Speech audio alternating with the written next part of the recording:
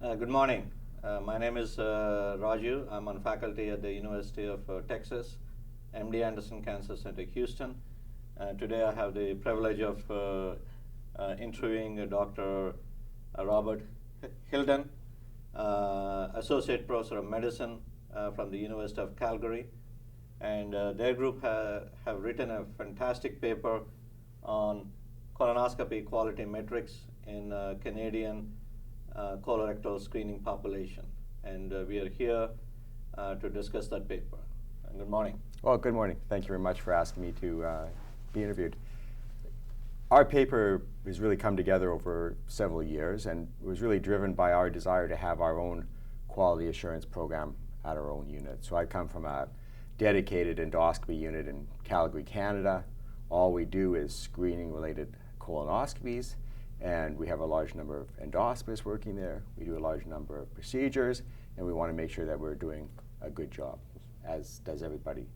And so our study really came out of trying to understand what are the quality indicators that we should be measuring that will get the most bang for our buck for. Because as you know, there's many of them. And people, when they're starting out, trying to measure their own quality, often become overwhelmed because of the number of indicators that there are and the difficulty in trying to measure them, especially in a situation where they either have no help to do it or they don't have the appropriate IT infrastructure. So we're trying to find what are the key ones. Could we find one or two key indicators that would really be predictive of all the significant main outcomes that we're just trying to either get with a colonoscopy or prevent with a colonoscopy?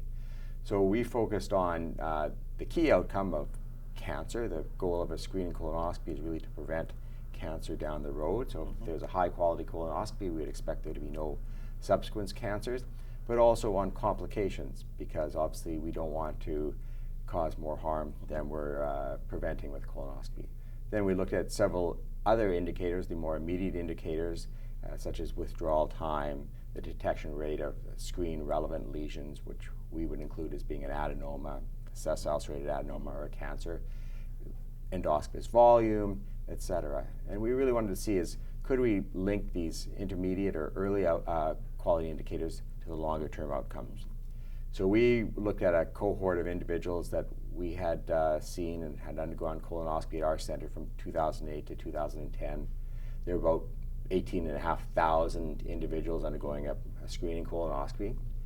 And we followed them through linkage to other databases to identify any complications or any post-colonoscopy cancers. And within our own databases, we were able to calculate various indicators such as the withdrawal time and the detection rates. So when we looked at the population as a whole, we found that obviously we found a lot of polyps. So I think the detection rate in this group, a relatively low-risk group, was about 240 lesions per 1,000 individuals. The complication rates were gratifyingly low, but still existing, at about 6.4 per 1,000. And then the post-colonoscopy cancers, there were some. There were a handful of cancers, so the rate of that was about 0.5 per 1,000 people, or 5 per 10,000 people. So very rare, but it happened.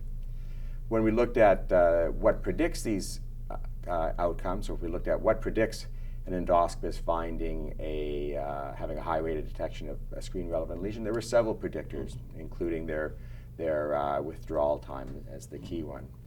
When we looked at complications, we really could not find any predictors other than patient age. The older the patient, the more likely they were to have a complication, but no endoscopist quality indicator predicted complications. And finally, when we looked at post-colonoscopy cancers, even though there was only a few of them, there were in fact significant associations between the endoscopist withdrawal time and the endoscopist screen-relevant lesion detection rate that predicted the presence of a post-colonoscopy cancer.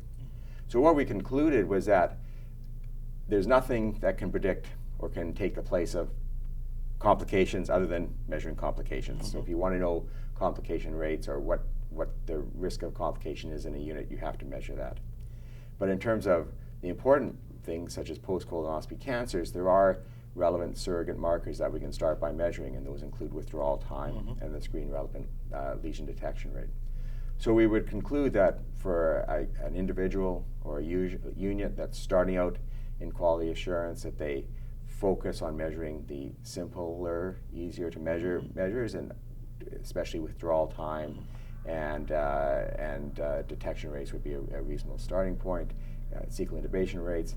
And then as their program expands and they get experience and they gain resources, that they measure other things, especially complication rates and the detection rate of post-colonoscopy cancers.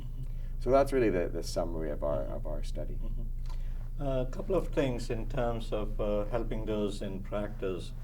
Right now, have you implemented these measures as a part of a routine and giving feedback on a periodic basis to your colleagues, or how is it set up now? We do. So we opened in 2008, and in 2009 we presented our first physician report card. So each endoscopist received a report card with the measures that we could measure at that time, and they were limited. We measured withdrawal time, we measured polyp, not adenoma detection rates, and we measured sedation doses. And over time, we've added more and more indicators. So now we present adenoma detection rates, sessile-serrated adenoma detection rates.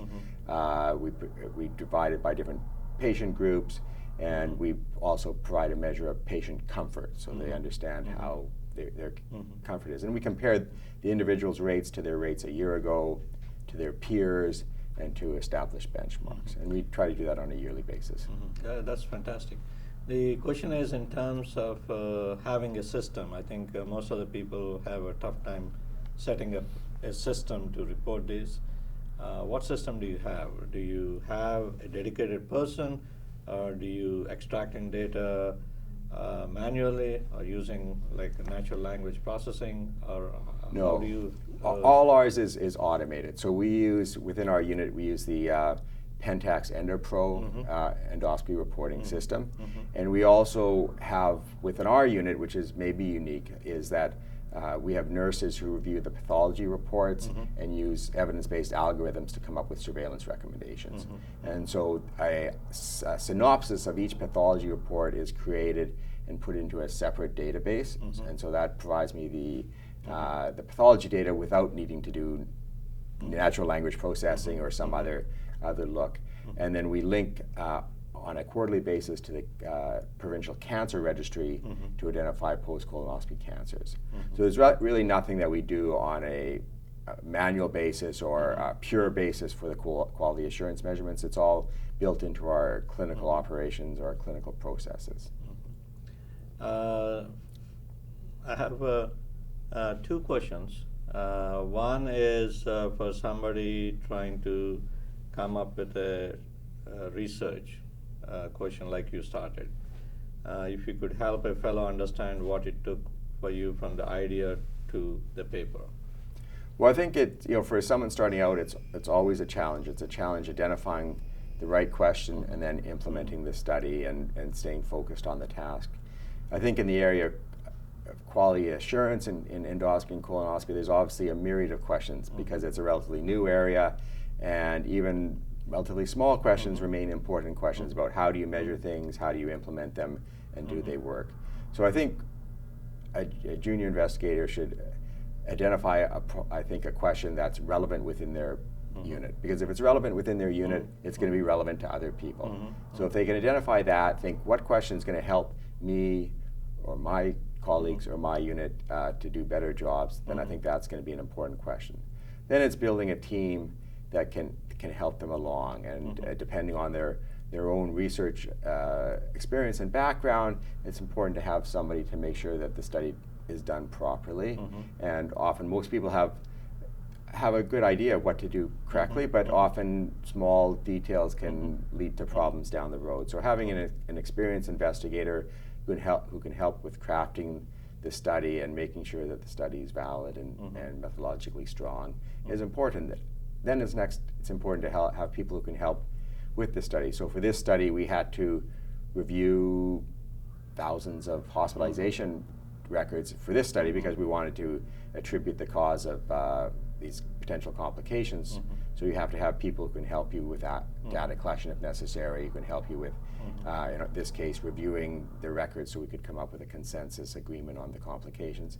And then finally, it's important to have people who can help with the analysis, and even more importantly, help with really, in the developing a manuscript, coming up with a meaningful description, so that the study is going beyond just providing a description and some results, but it can really integrate the findings into clinical practice and into future directions. So I think it takes a team of, for a junior investigator, of having some experience involved to keep the study going, and the right people to help out with the conduct of the study. But I think always, sticking with a question that is important to them and their unit will result in a study that's important more broadly. So where are you going into the future in terms of what are your next steps? You already have a lot of experience in quality metrics and colonoscopy. Are you extending into other procedures? No, not to other procedures. Personally, our unit purely does colonoscopy, so to a certain extent that's all I care about.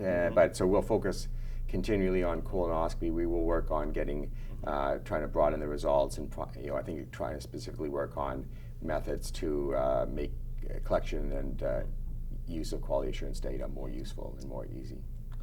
Thank you so much, Bob. Well, thank you very much for Fantastic. having me. I appreciate it. Thank you.